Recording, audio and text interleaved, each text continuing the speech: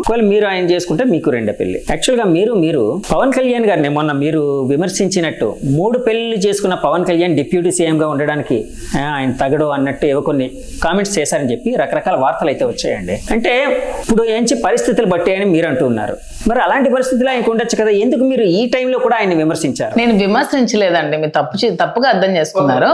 యాక్చువల్గా మా అధినాయకుడి మీద కొన్ని కామెంట్స్ చేస్తారు కొంతమంది. ఏంటంటే శ్రీనివాస్ గారు ఇప్పుడు 2వ మ్యారేజ్ చేసుకున్నా కూడా ఎందుకు అధిష్టానం డిసిప్లినరీ యాక్షన్ తీసుకోవట్లేదు, శ్రీనివాస్ గారి మీద డిసిప్లినరీ యాక్షన్ తీసుకోవాలి కదా, రాజకీయాల్లో ఉన్న వాళ్ళు ఇలా 2వ పెళ్లి చేసుకోవడం ఏంటి అని అడిగిన క్వశ్చన్ కి మా మీద డిసిప్లినరీ యాక్షన్ తీసుకునే ముందు డిప్యూటీ సీఎం మీద డిసిప్లినరీ యాక్షన్ తీసుకోమనండి ఎవరైతే కామెంట్స్ చేస్తారో జనసేన వాళ్ళు. అలా అన్నమాట. మీరు 3 పెళ్లిళ్ళు చేసుకున్న మహానుభావుడు డిప్యూటీ సీఎం గా ఉంటే తప్పులేదు. కష్టాలు అనుభవించి చాలా కష్టాలు పడి ఆమె డైవర్స్ కావాలని కోరుకుని బయటకు వచ్చి ఇంకొక నిర్ణయం తీసుకుంటే తప్పే ఉంది. దీని మీద డిసిప్లిన్ యాక్షన్ తీసుకోవాల్సిన అవసరం ఏముంది? ఇతను ప్రజల దగ్గర ఎలాగున్నారో చూడండి, లంచాలు తీసుకుంటున్నారా లేకపోతే దోపిడీలు చేస్తున్నారా, దౌర్జన్యాలు చేస్తున్నారా, ఆ విధంగా చూడండి. పర్సనల్ లైఫ్ ని పొలిటికల్ లైఫ్ ని టాలీ చేయొద్దండి. పవన్ కళ్యాణ్ గానీ నాది గానీ ఎవరిది గానీ పర్సనల్ లైఫ్ తప్పే కదా, అది రిజైన్ చేస్తే మేము చేస్తాము. సో క్లారిటీ అయితే ఇచ్చారు దాని మీద. యాక్చువల్గా సార్ మీరు ఎప్పుడైనా పవన్ కళ్యాణ్ గారు ఆ మధ్య, అంటే ఇప్పుడు కాదు ఆ మధ్య అంతా మీరు విమర్శించారు పవన్ కళ్యాణ్ గారు 3 పెళ్లిళ్ళు చేసుకున్నారు అని చెప్పి. దాని మీద ఇప్పుడు ఈ సందర్భంలో ఎప్పుడైనా రిగ్రెట్ ఫీల్ అయ్యారా? అంటే పశ్చాత్తాపం ఎప్పుడైనా ఫీల్ అయ్యారు? సార్ పవన్ కళ్యాణ్ చేసినా దువ్వాడ శ్రీనివాస్ చేసినా తప్పే సార్. నాది తప్పనే నేను చెప్తున్నాను, నేను ఒప్పని చెప్పట్లా.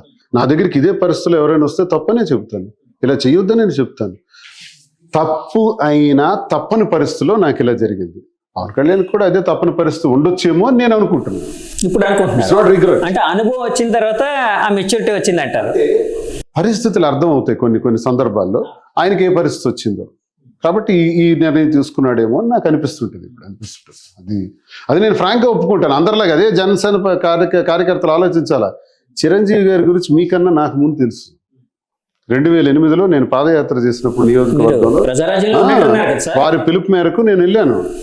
నాకు ఆయన టికెట్ ఇచ్చారు. మళ్ళీ టికెట్ ఇచ్చిన తర్వాత నా మీద పోటీ చేసిన వ్యక్తి గెలిచి 3వ రోజే చనిపోయాడు. చనిపోయినప్పుడు బై ఎలక్షన్ వచ్చింది. బై ఎలక్షన్ లో సాక్షాత్ చిరంజీవి గారు వచ్చి నాకు దగ్గర ఉండి నామినేషన్ వేయించారు. నా కోసం వచ్చారు ఆయన. చిరంజీవి గారు is a nice gentleman. Pawan Kalyan గారు అప్పుడు యువరాజ్యం అధ్యక్షుడిగా ఉండేవారు. యువరాజ్యం అధ్యక్షుడిగా మేమందరం కూడా చిరంజీవి గారు కాంగ్రెస్ లో కలిపేస్తుంటే పార్టీ ఎందుకు అలా కలుపుతున్నారు, వద్దన్నయ్య ఇది మీరు సృష్టించినటువంటిది అని నేను చెప్పడం జరిగింది. అది నచ్చలా.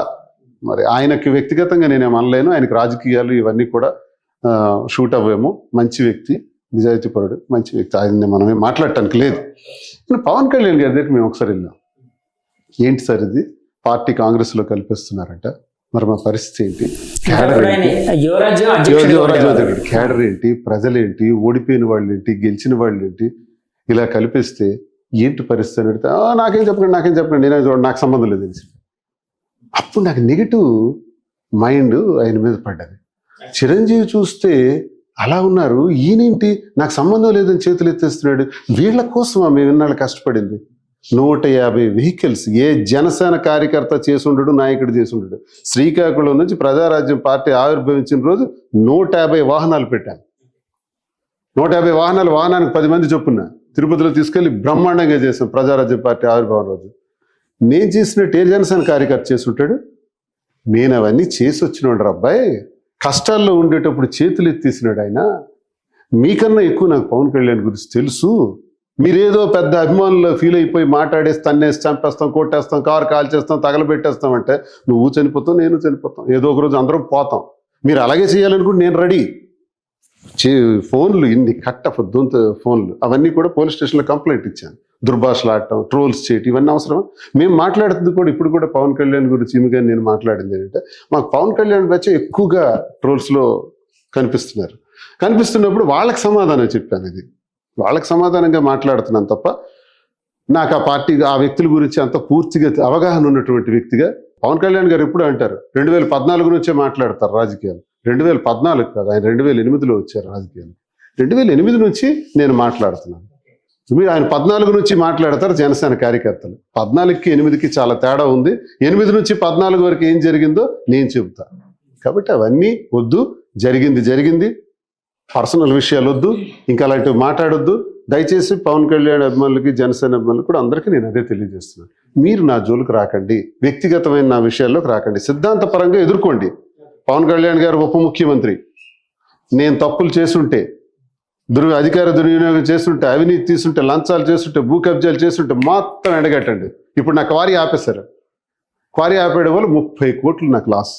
ఓకే, భరిస్తున్నాను, చేయండి. అది మీరు క్వారీ ఆపడం తప్పని నేను అంటలే. ఒక్కరోజని చెప్పానా మీడియాలో నా క్వారీ ఈ ప్రభుత్వం, కూటమి ప్రభుత్వం ఆపేసింది మైనింగ్ ఆపరేషన్స్ అని చెప్పానా? లేదే. ఎందుకు చెప్పలేదో తెలుసా? సిద్ధాంతపరంగా ఎంత పెద్ద విషయాన్ని నేను ఎదుర్కొంటాను కాబట్టే చెప్పలేదు. కూటమి నాయకులందరికీ నేను తెలియజేస్తున్నా, నాకు పర్మిట్లు ఇవ్వట్లా. మైనింగ్ ఆపరేషన్స్ ఆపితే అక్కడ మెషినరీ ఏంటి, మెన్ ఏంటి, నా లాసులు ఏంటి, ఇవన్నీ ఎక్కడికి పోవాలి అనిపిస్తున్నా. అనుభవం స్టార్ట్ అయిపోయింది. 4వ తారీఖు ఫలితాలు వస్తే 4వ తారీఖు సాయంత్రం 5 గంటల నుంచి ఆరంభం అయిపోయింది మా మీద టార్గెట్స్. ఓకే, భరిస్తాం ఇవన్నీ. అది చెయ్యండి అంటున్నాను. అలాంటివి ఏమైనా ఉంటే చేసుకోండి అంటున్నాను. వ్యక్తిగత విషయాన్ని తీసుకొచ్చి తిరుపతి వెళ్ళారు. తిరుపతిలో ఏం జరిగిందంటే, తిరుపతి ఇన్ని రోజుల తర్వాత బ్రహ్మోత్సవాలు వచ్చాయి. బ్రహ్మోత్సవాల్లో ఎప్పుడు వెళ్తుంటాం, తిరుపతి నేను ప్రతి నెల వెళ్తాను. ఈమె కూడా బ్రహ్మోత్సవాల్లో కోలాటం గతంలో చేయడం ఇవన్నీ జరిగినాయి. ఆ భక్తిభావంతో వెళ్ళాం. తిరుపతి వెంకటేశ్వర స్వామి అంటే మాకు ఇంటి ఇలవెల్పు, మా ఇంటి దైవం.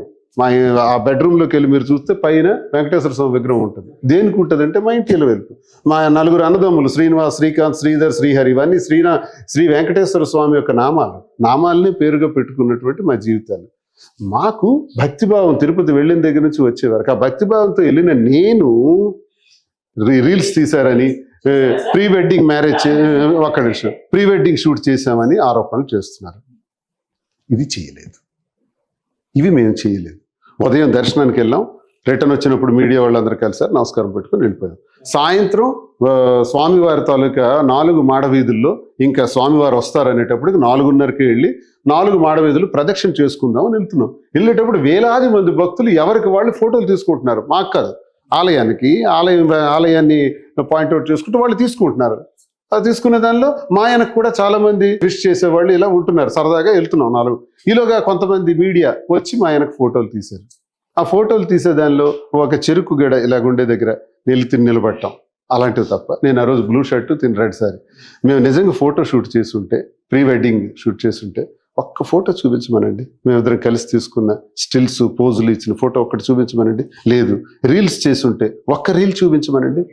ఏవీ లేవే. మరి దీన్ని 7వ తారీఖున జరిగిన ఇన్సిడెంట్కి మేము వెళ్ళిన దానికి 10వ తారీఖున కేసు కట్టారంటే కేవలం రాజకీయ కక్షలతో కట్టారు. అయితే మేమే కానీ తిరుపతిలో అందరూ భావిస్తున్నట్టు మేము కానీ తప్పు చేస్తుంటే ఆ వెంకటేశ్వర స్వామి విశ్వానికే ఆయన విశ్వసాత. అలాంటి వెంకటేశ్వర స్వామి ఆగ్రహానికి గురికా తప్పదు. సార్, ఇప్పుడు వెంకటేశ్వర స్వామిని ఇంతగా నమ్ముతూ ఉన్నారు కదా మీరు, లడ్డు వివాదం మీద మీ కామెంట్ ఏంటండి? సార్, లడ్డు వివాదం అన్నప్పటికీ నాకు తెలుసు సార్, నేను ఇదివరకు స్టేట్మెంట్ కూడా ఇచ్చాను.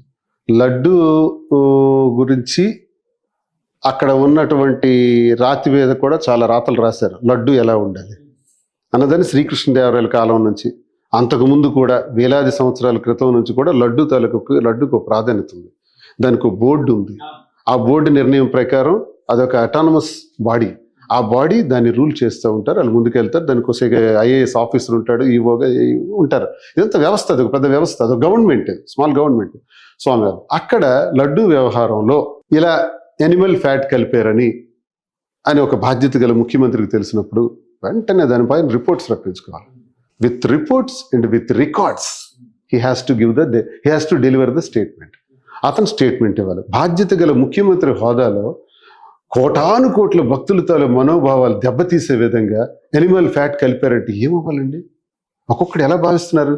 ఎంత అఫెండ్ అవుతాం సార్. మా ఇంట్లో ఏమైనా పోయినా పర్వాలేదు, మనిషి పోయినా పర్వాలేదు, తిరుపతిలో ఇలా జరిగింది, అపచారం జరిగిందంటే భరించలేం.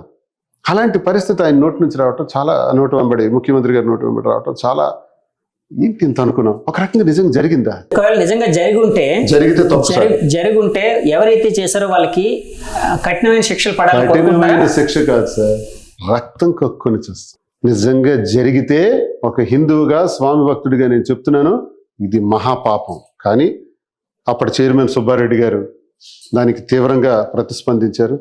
తర్వాత వచ్చిన కరుణానిధి గారు నా కుటుంబంతో సహా సర్వనాశనం అయిపోతానన్నారు. సుబ్బారెడ్డి గారు ఆవును చూసుకుని బయటికి వెళ్ళే మనిషి, 45 సార్లు అయ్యప్ప స్వామి మాలేసినటువంటి భక్తుడు. అలాంటి వాళ్ళు అంత క్లియర్గా చెప్పినప్పుడు, ముఖ్యమంత్రి గారు ఆరోపణ చేసినప్పుడు రుజువులతో రావాలి. అందుకే సుప్రీంకోర్టు చెప్పింది, డోంట్ ప్లే పొలిటికల్ డ్రామాస్ ఆడొద్దు, దేవుణ్ణి రాజకీయాల్లోకి తీసుకురావద్దు అని ఒక కండిషన్ ఇచ్చి, ఇప్పుడు మనం లడ్డు గురించి మాట్లాడడానికి లేదు. లడ్డు మీద టీం నిర్ణయిస్తారు, ఏం జరుగుతుందో తెలుస్తుంది. సిట్టు వేశారు, సిబిఐ వేశారు, బాగా సుప్రీంకోర్టు నిర్ణయం అద్భుతంతో మనకు వాస్తవాలు ఏవో తెలుస్తాయి. అంతవరకు మనం లడ్డు మాట్లాడకూడదు. వివాదంలో తప్పు ఎవరైతే చేశారో వాళ్ళకి వెంకటేశ్వర స్వామి కఠినమైన శిక్ష వేస్తారని మీరు నమ్ముతున్నారు ఒక భక్తుడిగా, అంతే కదండి? అంతే.